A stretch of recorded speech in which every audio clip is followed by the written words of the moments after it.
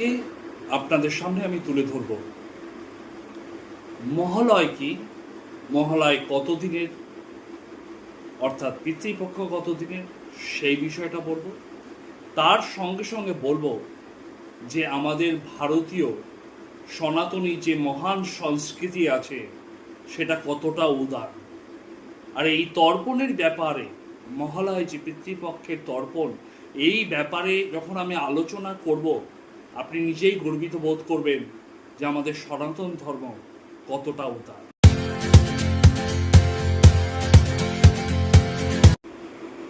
জয় মা আদ্যা, আমি আপনাদের পুরোহিত অভিজিৎ মিশ্র। আজকে আপনাদের সামনে তুলে ধরব মহালয় এবং পিতৃতর্পণ। ওম কুরুক্ষেত্র গয়া গঙ্গা প্রভাস পুষ্করাণি চ তীর্থ নিত্যানি পুণ্যানি তর্পণ কালে ভবিতঃ।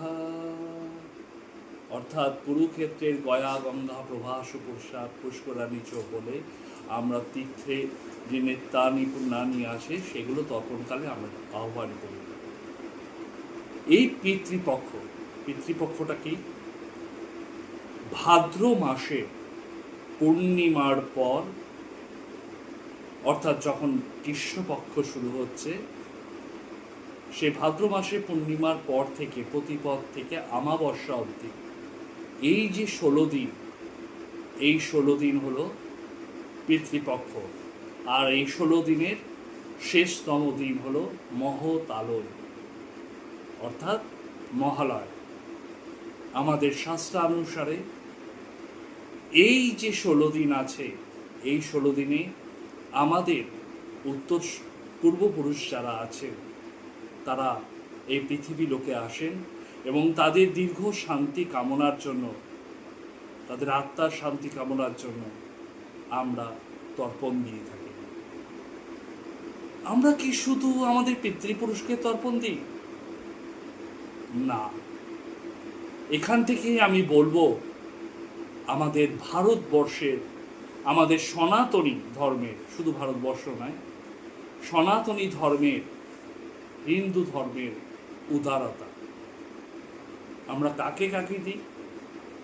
পিতৃপুরুষের আগে আমরা দিই ব্রহ্মাকে, অর্থাৎ ঈশ্বরদের ব্রহ্মাকে দিই, বিষ্ণুকে দিই, রুদ্রাকে দিই, প্রজাপতিকে দিই, এবং শুধু এই নয়, নাগলোকে যারা আছেন, গন্ধর্ব যারা আছেন, তারা সবাইকে আমরা দিই।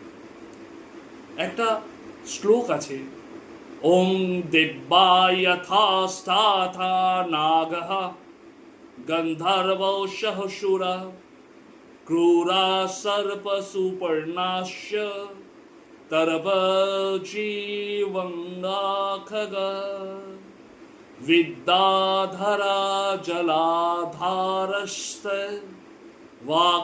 वाकाशगामिनः निराहाराश्च जे जीवा पापे धर्मे रताश्च जे तेषापायने तद्याते सलिलं मया।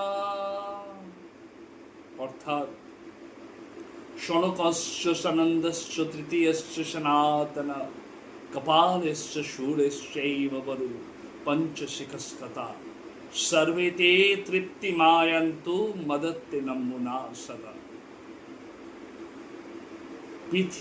আমরা শুধু পিতৃপুরুষের আগে আমরা ব্রহ্মাকে দিই, বিষ্ণুকে দিই, যত ভগবান আছে প্রজাপতি ঋষিকে দিই, তার সঙ্গে সঙ্গে গান্ধর্ব যারা আছে, নাগ যারা আছে, সর্প জাতীয় যারা আছে, সবাইকে আমরা তর্পণ করি। তারপরে আমরা কাকে দিই? এগুলো আপনি যখন তর্পণ করতে যাবেন মাথায় রাখবেন, প্রথমে ব্রহ্মা, বিষ্ণু, রুদ্র, প্রজাপতি সহ নাগার যারা আছে তাদের, তারপর আমরা দিই ঋষিকে। এই ঋষিদের দিই, যেমন উদাহরণস্বরূপ মরিচি ঋষি আছে, অত্রি ঋষি, অঙ্গিরা, পুলস্তা, ভৃগু, নারদ, প্রচেষ্টা, এই সব ঋষিদের আমরা তর্পণ দিই।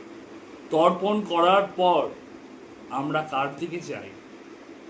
হ্যাঁ, যমতর্পণ, অর্থাৎ যমরাজ। এই যমরাজের আমরা তর্পণ করি।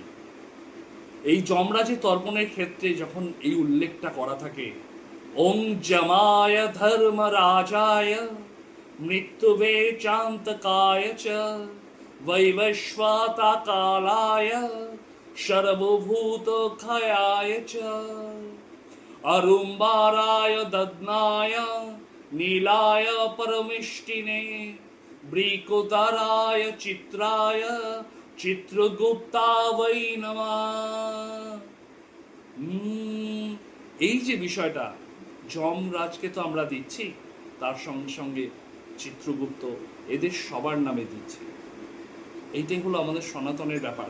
দেখুন, এখনো আমরা পিতৃপুরুষে ঢুকিনি, তার আগে আমাদের ব্রহ্মা, বিষ্ণু, মহেশ্বর, যম, চিত্রগুপ্ত সবাইকে দিচ্ছে। তাহলে এখানে যম তর্পণ শেষ হল, আর এই যম তর্পণের পর আমরা পিতৃতর্পণে ঢুকব। কিন্তু এই দিকটায় আমি যখন বলবো আপনাকে, শুধুই কি পিতৃপুরুষের তর্পণ? না, শুধু পিতৃপুরুষের নয়, আমরা পিতৃপুরুষের তর্পণ করছি, আমরা মাতামহীকে করছি, মাতা পিতামহী প্রপিতামহীর নামে যেমন করছি, মাতামহী মাতামহী বৃদ্ধ পিতামহীর সঙ্গে করছি। আপনারা করতে পারেন কাদের নামে? পিতৃ, খুল্লতার, মাতুল, পিতৃশস্যা, মাতৃশস্যা, ভ্রাতা, ভগিনী, শ্বশুর, শাশুড়ি, সবার উদ্দেশ্যে আপনি জল দিতে পারেন, তর্পণ করতে পারেন। এটা হলো সবচেয়ে বড় পরিবারবাদের পরিচয়, যে সমষ্টিগতভাবে থাকা, হিন্দুদের একত্রিত হয়ে থাকা, প্রত্যেকেই আমার পরিবার, এই বিষয়টা আছে। আপনি জানলে অবাক হবেন, অনেকে জানেন না হয়তো, যারা যারা শ্রাদ্ধ ক্রিয়া করেছেন, আমরা অগ্নিদগ্ধার পিণ্ড দিই, তেমনি আমরা অগ্নিদগ্ধার তর্পণও করি। অগ্নিদগ্ধার তর্পণটা কি? অগ্নিদগ্ধার তর্পণে যেটা বলছে, আপনি একবার শুনুন। বলছে, ওম অগ্নিদগ্ধাসো যে জীবা যেহপাদত্তঃ কুলে মমঃ ভূমে দত্তেন ত্রিপান্তু তৃপ্তয়াস্তু পরঙ্গতিম। ওম যেহ বান্ধবা বান্ধবা বহ যেহ জন্মনি বান্ধবা ত্রেতিত্তিমখিলাংয়াস্তু যে চাস্মতায় কাঙ্ক্ষিনা। সেই অগ্নিদগ্ধাস্ত্র বলতে কি বলছে? যে জীব বা যে পাদকটা, যার কুলে কেউ নেই, জল দিতে পারেনি, ভূমে যে সেই সময় তার তৃপ্তি হয়নি, যার পূর্বপুরুষও জল দিতে পারেনি, তাদের নামে আগে আমরা জল দিয়ে থাকি।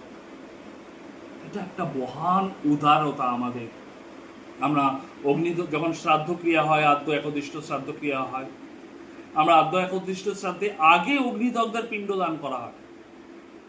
যে আপনার কুলে যে আছে, যে জল পায়নি, বা অন্য কেউ, যে বন্ধু বান্ধব যারা জল পায়নি, তাদের আগে আমরা পিণ্ড দান করি, তাদের আগে আমরা তর্পণ করি।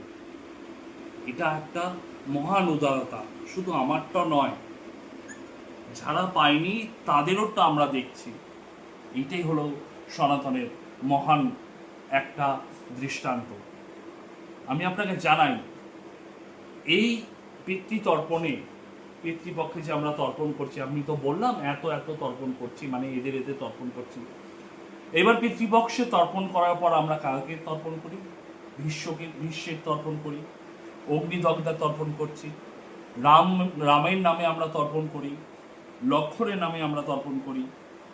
রামের নামে যখন আমরা তর্পণ করি, তখন আপনি হয়তো শুনেছেন, ওং আ ব্রহ্মা ভুবনা লোকা দেবর্ষি পিতৃমানবা ত্রিপান্তু পিতর সর্বে মাতৃমাতা মহাদয়া অতীত কুল কোটিনং সপ্ত দীপ নিবাসিরম ময়া দত্তেন তোয়েন ত্রিপন্তু ভুবনত্রয়ম বলে আমরা তর্পণ দিয়ে থাকি।